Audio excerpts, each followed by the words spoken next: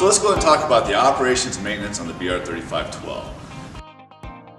One of the cool things about the BR3512, it's a very, very simple unit to operate and definitely to maintain. You notice we got a couple different things. We have yellow, we also have light gray. Now, the reason why I point that out is because it's important to remember that anything that's in yellow has to do with something you're going to be dealing with during the normal operation of this piece of equipment. Likewise, anything that's in light gray is something you're going to deal with at the end of the day. So, remember it like this. Yellow, something I need to be trained on for daily operation. Light gray, at the end of the day, for maintenance. It's really that easy. So let's go ahead and go over the machine just a little bit, get you familiar with it. On this side, we have the key switch. So you guessed it, if I go from off to on, well, we're gonna have some indicator lights that's gonna come on back here. First thing you're gonna see is the actual battery indicator light. So on this side over here, we actually have the water flow. Now you're gonna see we have a minimum, we have a maximum. Now the thing that's important to remember when you talk cylindrical versus say like a disc machine, we don't need a lot of water because the cylindrical unit is actually constantly throwing the water forward. It's not actually throwing it out. So if we're operating this machine and we have it down here, and if I start seeing water come outside, you have way too much water coming out, simply just adjust this down a little bit. That's a good thing about cylindrical. You get a great scrub, you don't need a lot of water, you don't need a lot of juice because we can reduce all that for you. So what we're gonna do, again, we're gonna turn the key switch on. I'm gonna go ahead and hit my solution switch on this side. Now you're also going to notice we have an eco mode switch over here. Now if it's on, the eco will actually be eliminated for you.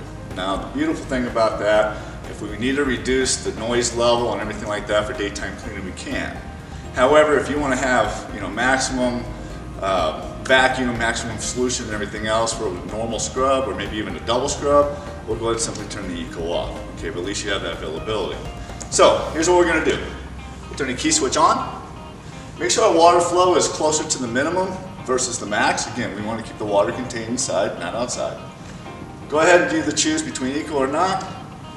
On this side over here, this is actually going to control your vacuum on and off, but it also keeps your squeegee either on the ground or in storage position.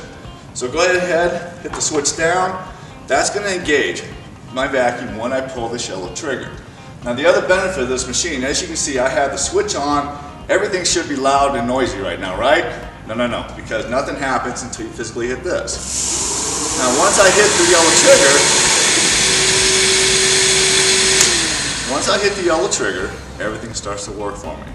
The solution's gonna flow, my brush is gonna spin, and my vacuum kicks on. Now the reason why I turned this off real quick is because the other cool thing about this machine is when you let go of the trigger, the vacuum is designed to run for about 3 to 5 seconds-ish to be able to try to clear any water that's inside the hose. So you guess we don't have the drip and then water coming back out from underneath the machine. So again, to go over it, simple, key switch on, water on, eco on or off. Simply hit the vacuum, hit the paddle, and away you go. Alright, let's go ahead and talk about the maintenance on the BR3512. We actually try to make this very, very simple for you. Remember, light gray at the end of the day. So if we start with this is actually our water distribution rail. It's a good idea to go ahead and take that cover off, inspect it, make sure we got even water flow all the way across on the brush. Next thing you notice that this end cap is actually gray as well. All you have to do is simply push in on it, that'll drop the brush. Now when you take your brush out and your debris bin out, go ahead and actually wipe the underneath of that, make sure you get all the dirt, debris, and all the other stuff. So that way next time we use it, when it gets wet, it doesn't redeposit back on the ground again. Next thing we have back here is the squeegee assembly.